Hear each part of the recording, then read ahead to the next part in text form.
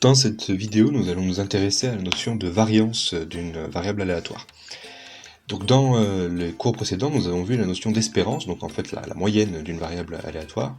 Et ici, on va s'intéresser à un autre outil statistique qui permet d'apporter un peu plus d'informations sur la variable aléatoire que l'on étudie.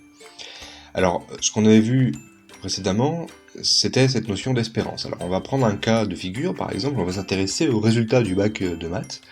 Donc là, c'est pas des données réelles, on va inventer, mais vous allez voir que ça peut être assez réaliste, et il suffirait de vérifier sur des données réelles pour se rendre compte que c'est vrai. Donc on va s'intéresser aux résultats du bac de maths, par exemple, dans la France entière, et puis regarder comment sont réparties les moyennes par lycée. Donc là, ici, sur cette droite, on va représenter les notes sur 20 des lycées. Notes sur 20. Donc la plus petite note pouvant être 0, et la plus grande pouvant être 20. Donc certains lycées se sont pas très bien sortis, et puis ils vont avoir des notes qui vont être relativement basses. Donc si je mets le 10 ici au milieu, on peut avoir des lycées qui ont autour de 1, 2 de moyenne, c'est pas terrible. Et puis après on va avoir des lycées qui vont être plutôt autour de 10. Donc là je vais mettre x2, x3, x4... Donc là ça va être les moyennes de ces lycées, donc x2 par exemple ça pourrait être 7, 3 ça pourrait être 8, et puis x4 ça pourrait être 9.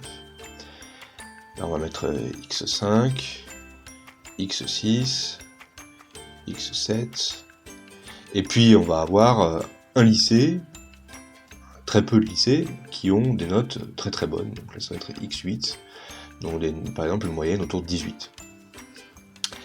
Donc évidemment, ça c'est pas réparti de la même manière. C'est-à-dire, par exemple, les lycées qui ont une très mauvaise moyenne, autour de 1 sur 20 en maths, ils vont être moins nombreux, donc ils vont avoir une probabilité qui va être P1, qui va être relativement faible.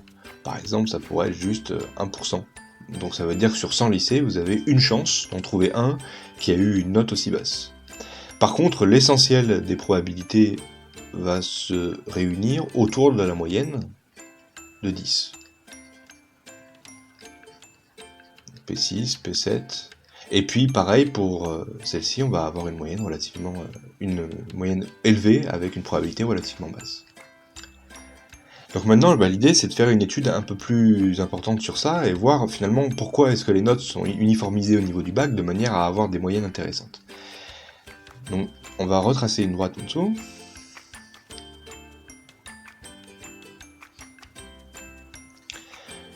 Voilà, et puis je vais reporter la moyenne. Alors, ce que font les commissions d'uniformisation en général, c'est qu'elles s'arrangent pour que la moyenne au niveau national soit autour de 10.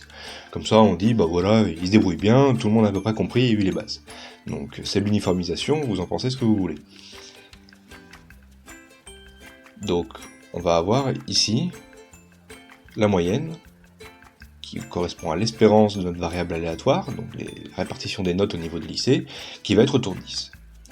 Et puis, on va reporter ici les valeurs.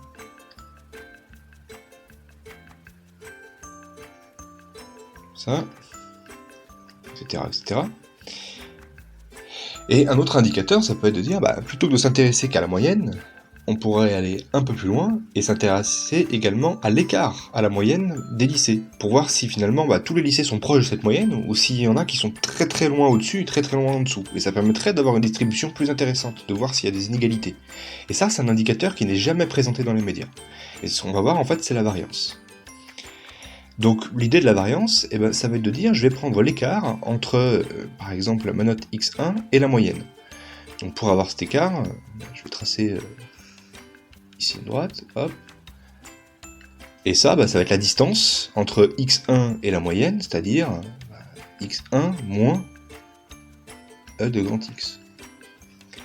Donc ça, je peux le faire pour ce point x1, mais je peux le faire pour tous les points. Je peux faire la distance entre x2 et e de grand x, donc ça va être x2 moins e de grand x.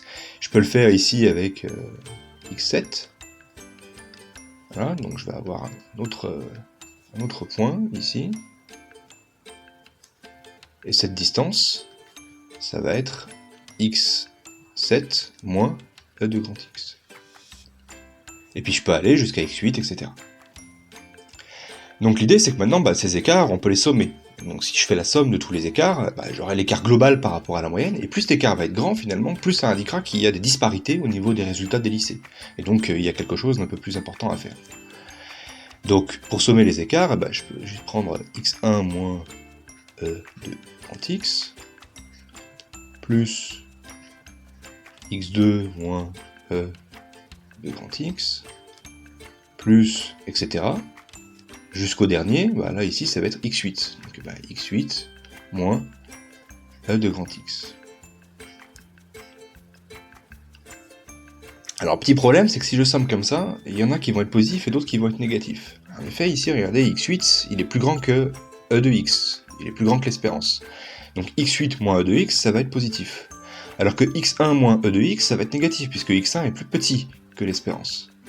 Donc si je veux me débarrasser des négatifs et avoir finalement que des distances qui représentent des nombres positifs, il y a deux possibilités. Soit je mets des valeurs absolues de partout, comme ça j'enlève les signes moins, soit je mets des carrés. Alors c'est le carré qui est retenu, c'est une définition.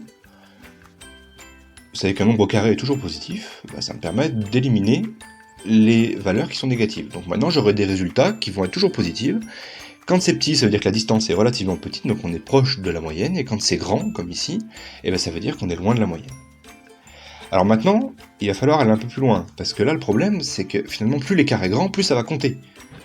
Mais s'il y a un seul lycée, comme celui-ci, qui a une note qui est très très élevée au-dessus de la moyenne, c'est pas très intéressant de le comptabiliser autant que les autres, puisque finalement la plupart des lycées seront autour de la moyenne. Donc l'idée, ça va être de conserver les poids, les probabilités, associées à chaque valeur de la moyenne. Donc là, ici, on va multiplier par la probabilité à chaque fois. On va avoir P1, P2, etc. jusqu'à P8 ici. Et là, vous allez voir que même si cette distance-là est grande par rapport à la moyenne, comme la probabilité est relativement petite, et c'est la même chose ici, la distance est grande par rapport à la moyenne, mais la probabilité est petite, on avait dit que c'était 1%, ça va moins compter que les résultats du centre, qui sont autour de 10. Et donc ça nous permet de rendre compte de l'écart qu'il y a entre les notes et la moyenne.